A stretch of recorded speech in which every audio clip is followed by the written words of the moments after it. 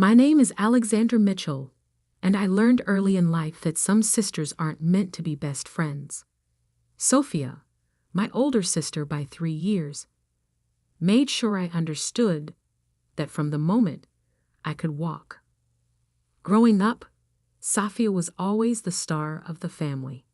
Straight A's, student body president, champion debater, she collected achievements like others collected stamps. Our parents' pride in her was matched only by their constant disappointment in me. Where Sophia excelled in public speaking, I preferred quiet research. While she dominated social circles, I spent hours in the library, studying patterns in law and business that others overlooked. "Why can't you be more like your sister?" became the soundtrack of my childhood, playing on repeat at every family dinner, every parent-teacher conference, every holiday gathering. But what no one knew, what Sophia never noticed through her veil of superiority, was that I was building something. Something bigger than high school accolades or college acceptance letters. It started during my junior year of high school.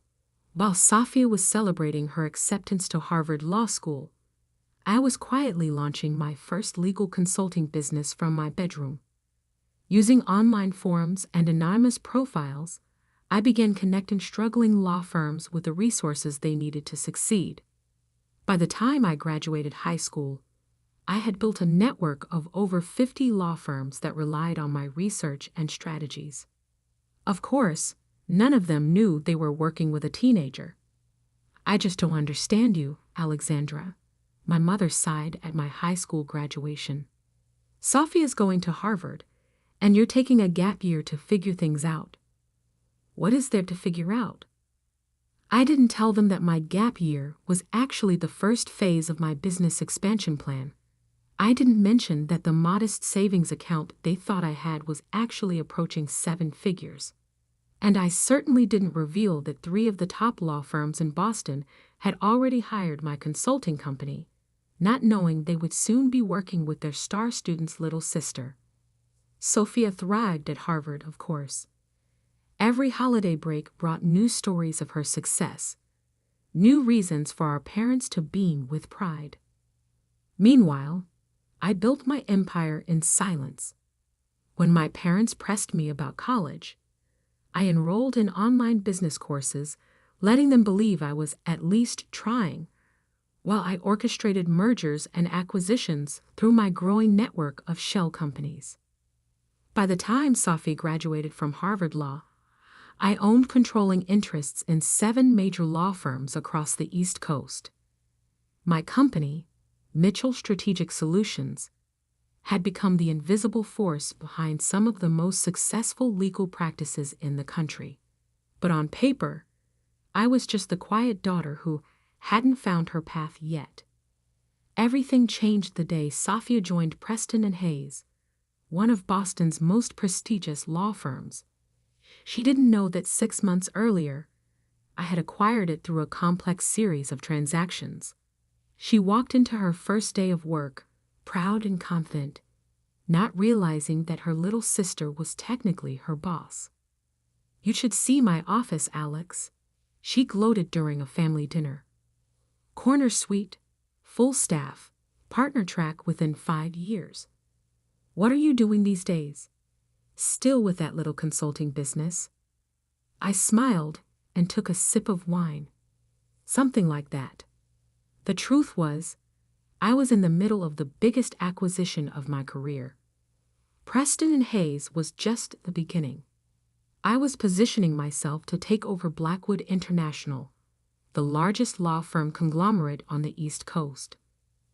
The deal would make me one of the most powerful figures in the legal world, all before my 25th birthday. But Sophia couldn't help herself. She had to maintain her position as the family success story. That's why, when I met James Walker at a charity gala, she tried to stake her claim. "He's from one of Boston's oldest families," she told our mother, loud enough for me to hear. "And he's looking for someone successful, accomplished. Not really your scene, Alex."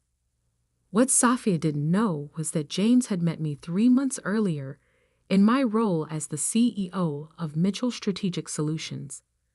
He had been representing Blackwood International in the acquisition negotiations, not realizing that the powerful, elusive CEO he was dealing with was the same woman he was falling in love with. When James proposed 6 months later, Safia was livid.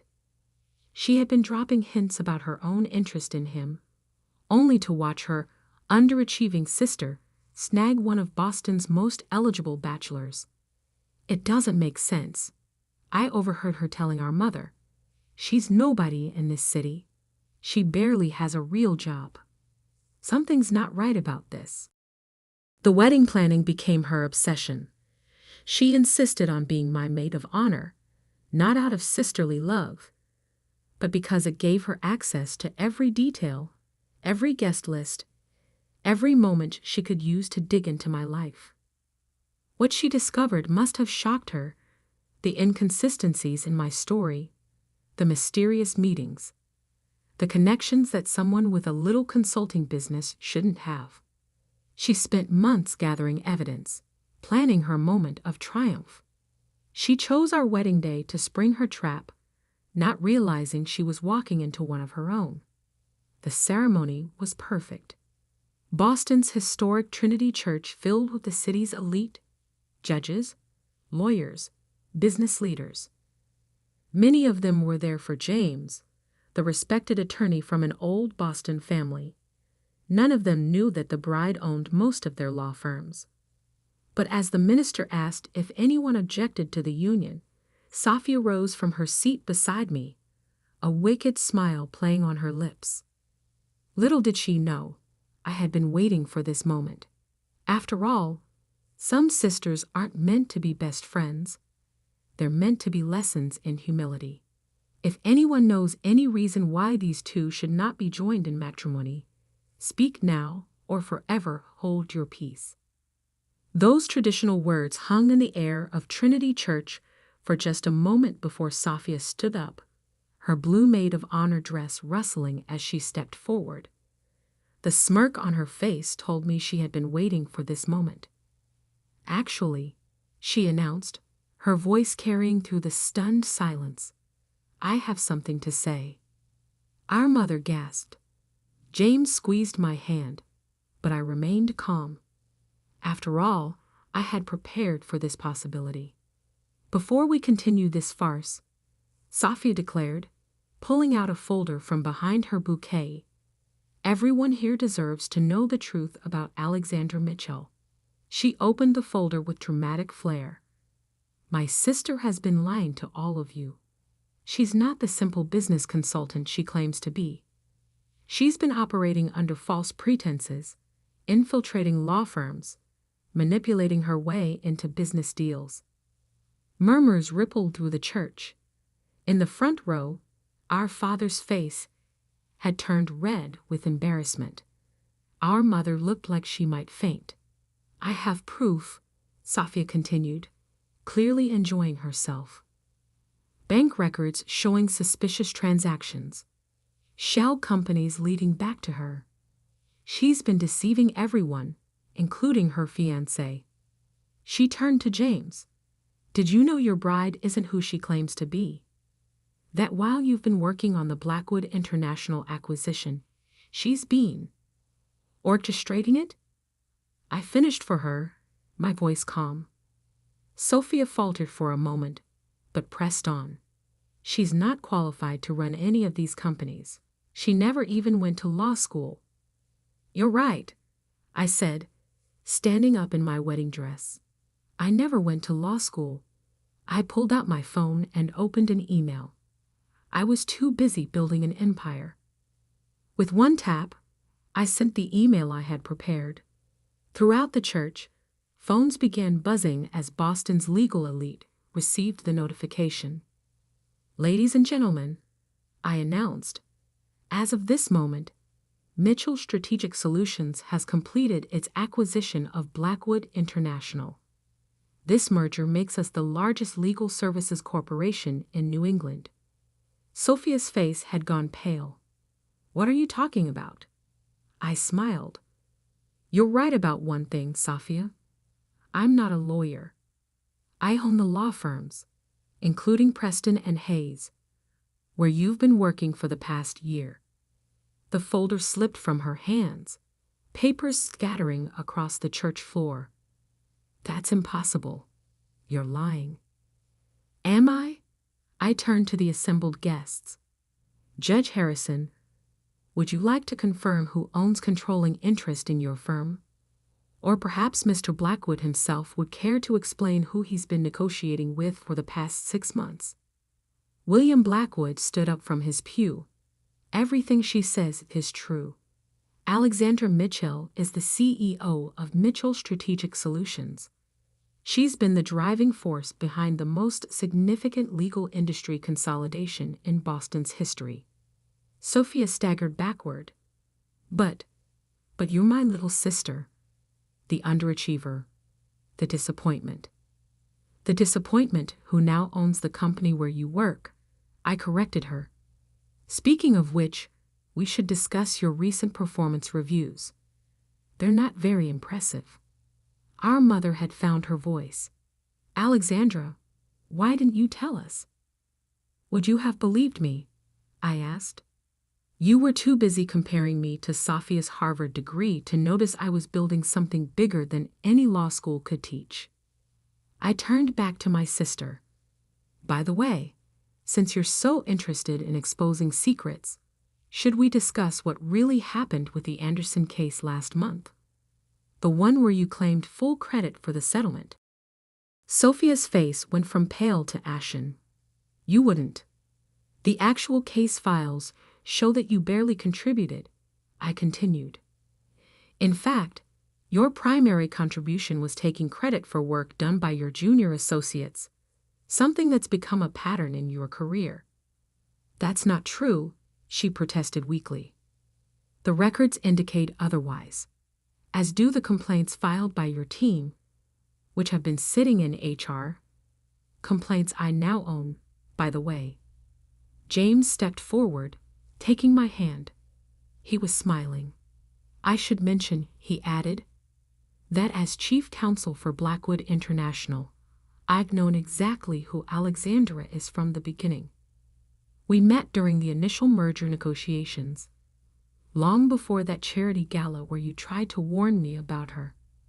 Sophia looked around desperately, but she found no allies in the crowd.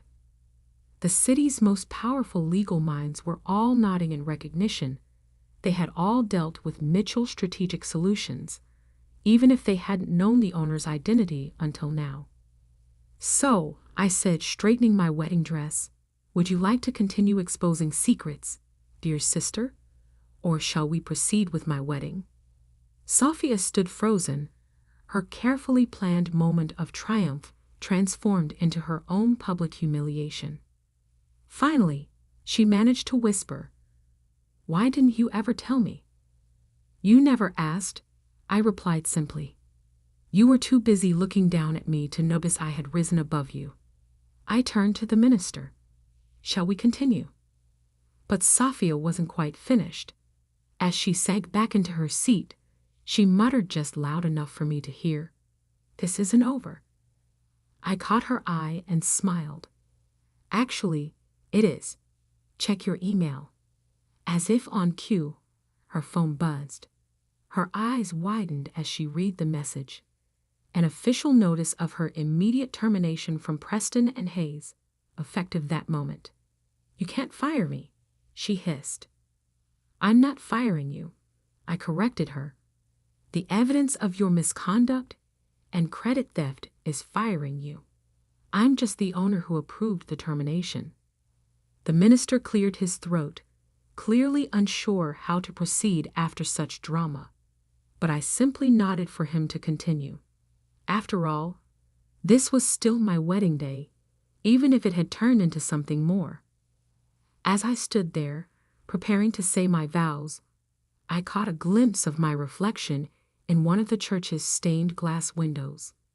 I saw not the quiet, overlooked younger sister, but the powerful woman I had become.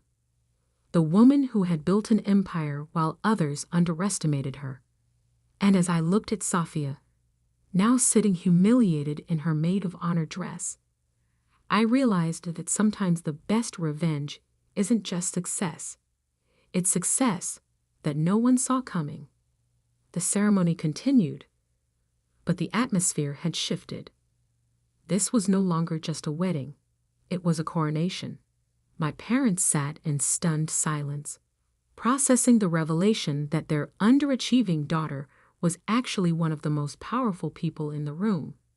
As I said, "I do," I couldn't help but think how fitting it was that my wedding day had become the day I finally stepped out of the shadows.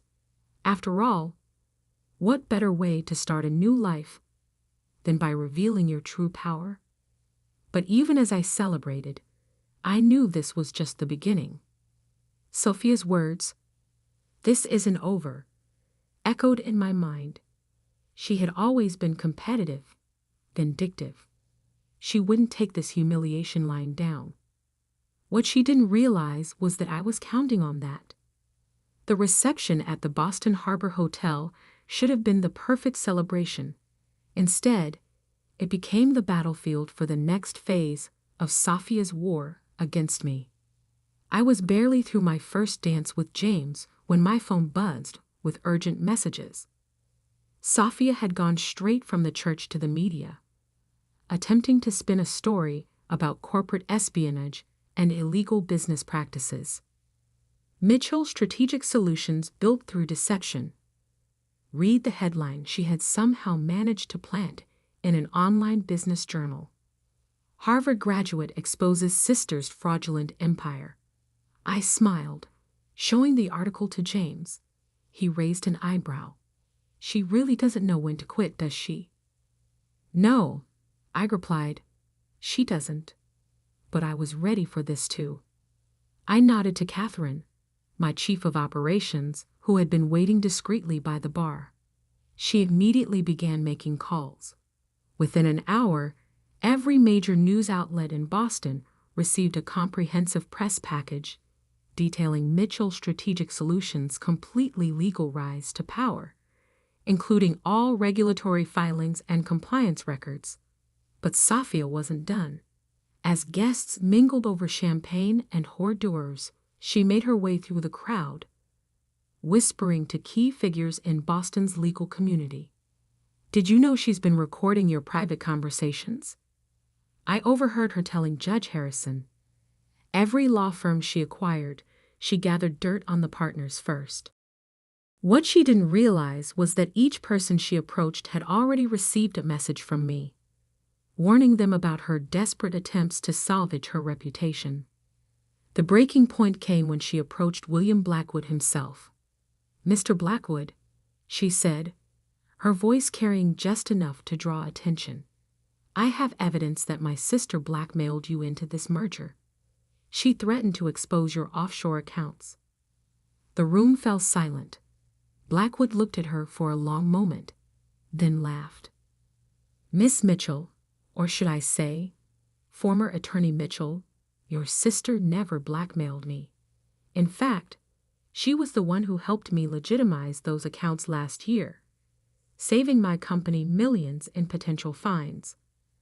That's why I agreed to the merger." Sophia's face turned red. But the documents I found were decoys," I interrupted, walking over. "I knew you were searching my office at Preston and Hayes. Every secret document you discovered was placed there specifically for you to find." "That's impossible," she stammered. "The banking records, the shell companies, all legal, all traceable, all part of legitimate business operations," I explained calmly. "Did you really think I wouldn't protect myself against exactly this kind of attack?" Our parents, who had been watching this exchange with increasing discomfort, finally approached. "Sophia," our father said, his voice heavy with disappointment, "enough." But she wasn't finished. She pulled out her phone, hands shaking. "I still have proof. Recordings of your meetings, documents I copied. Actually, James interjected, you don't. As chief counsel of Blackwood International, I should inform you that removing confidential documents from Preston and Hayes constitutes a serious breach of contract, not to mention a violation of the Bar Association's ethics code. Sophia's face went pale. You wouldn't dare report me to the bar. I don't have to, I said softly. Your own actions today, attempting to disrupt a legal merger with false allegations, stealing confidential documents, trying to manipulate the media, those actions require me to report you. As the owner of Preston and Hayes, I have a legal obligation to do so. You're bluffing, she whispered, but her voice trembled. I pulled out my own phone and showed her the screen. A formal complaint to the Massachusetts Bar Association, ready to be filed. Last chance, Sophia. Walk away now. Leave Boston. Take the severance package I'm still willing to offer and start fresh somewhere else. You're destroying my career, she protested. No, our mother suddenly spoke up. You did that yourself. All these years, you were so busy proving you were better than Alexandra that you never noticed she had actually become better than you. Sophia looked around the room, finally seeing the truth. The powerful people she had tried to turn against me were all nodding in agreement. Her attempted power play had backfired completely. Fine, she spat. You win. You've always been playing a longer game than me, haven't you? The difference is, I was playing to win, I replied. You were just playing to make me lose. She turned and walked out of the reception, her blue dress disappearing into the Boston night. As the door closed behind her, I felt a strange mix of triumph and sadness. Are you okay? James asked softly. I squeezed his hand. I am. It needed to end this way. Our parents approached, looking shell-shocked but proud. We had no idea, my father said. All these years. You saw what you expected to see, I replied. Sophia was the star. I was the disappointment. It made it easier to build something extraordinary while everyone was looking the other way. The rest of the reception passed in a blur of congratulations and celebrations. But now people were celebrating more than just my marriage. They were celebrating the emergence of a new power in Boston's legal world. Later that night, as James and I prepared to leave for our honeymoon, I received one final email from Sophia. You've won, she wrote. I'm moving to Chicago.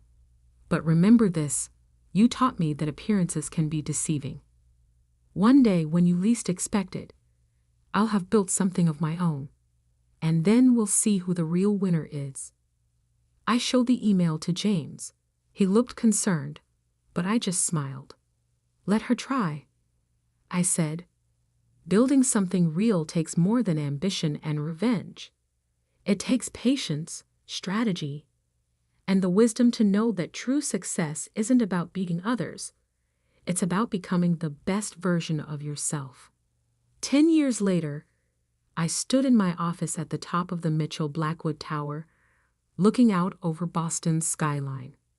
The empire I had built had grown beyond even my expectations. Sophia had tried to start several ventures in Chicago, but each had failed because she was still focused on competing with me, rather than creating something meaningful. Our parents had finally learned to see me for who I was, not who they had assumed I would be. And James had become not just my husband, but my true partner, in business and in life.